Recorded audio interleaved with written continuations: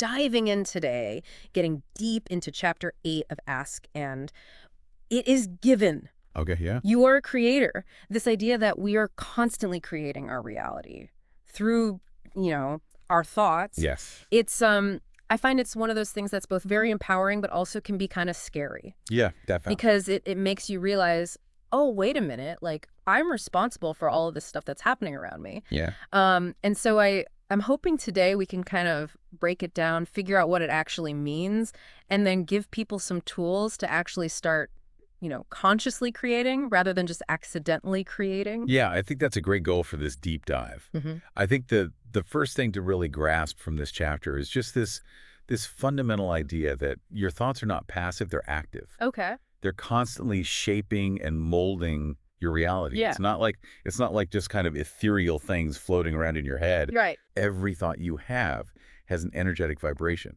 Mm. and that vibration is literally like interacting with the universe and bringing things into your experience. Okay, so whether or not I'm really consciously aware of it, it's already happening. Exactly. Yeah, Yeah. you're always creating, whether you realize it or not. Okay, so that's a little scary to me. It can be. It can be. But then I guess the empowering part of it is like, well, if I can figure out how to do it intentionally, then that's where the magic happens, right? Exactly. And that's really the whole point of understanding this concept. Right. It's like, once you realize you have this power, you can start to direct it, right? You can become a conscious creator rather than just letting things happen by default. So where do we even begin with that? Like what's the first step in becoming a more conscious creator? Well, I think the chapter really emphasizes getting super clear on what you desire.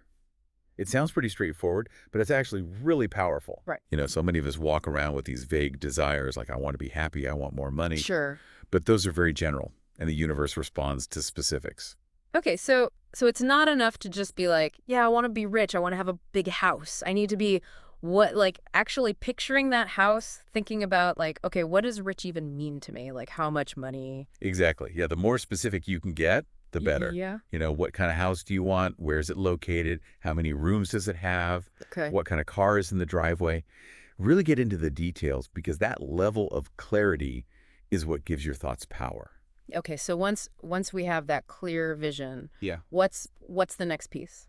Well, the chapter talks a lot about feeling the feeling of already having what you desire. Okay. And this can be tricky for some people, but it's so powerful. So you're saying like I'm not just thinking about that house like, oh, that's a nice house. I would like to live there someday. Right. I'm actually like in my mind, I'm in that house. I'm walking around. I can smell the bread baking in the oven.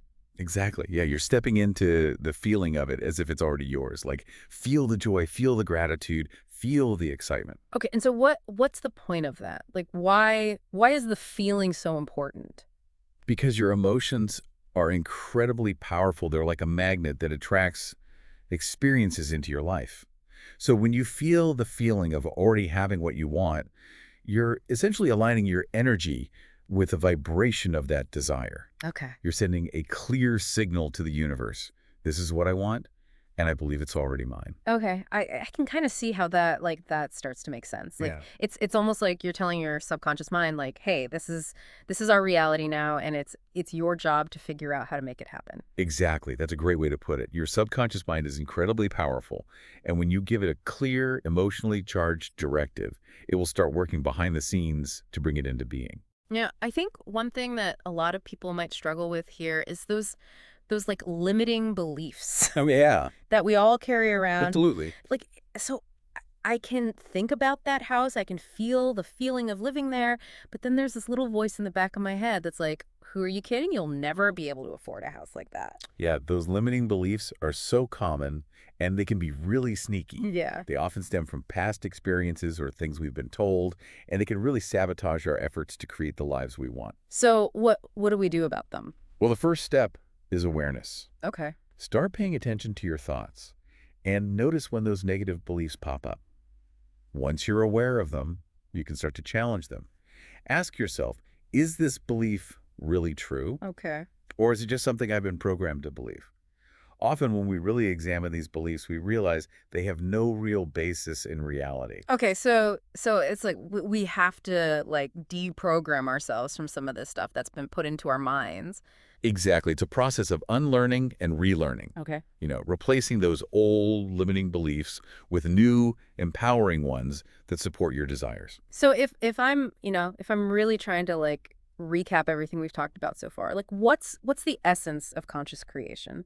Well, I think it comes down to three key things: Mm-hmm. clarity, feeling, and belief. First, get crystal clear on what you want. Don't be vague, be specific. Second, immerse yourself in the feeling of already having it. Right. Let yourself truly feel the joy, the gratitude, the excitement. And third, address any limiting beliefs that are holding you back.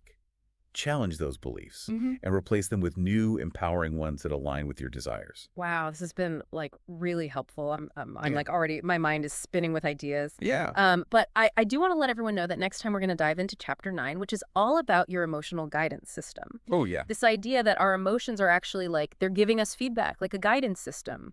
Yeah. Exactly. Like a compass pointing us towards what we truly desire. Exactly. Yeah. Yeah. So we're gonna dig into that next time. Awesome. But for now, listeners, I would say like really think about one area of your life where you would like to be a more conscious creator. Yeah. And what's one small step you can take today to actually start focusing your thoughts and feelings in that direction? I love it. Yeah. And until next time, keep on creating Yeah, exactly. your reality. You got it.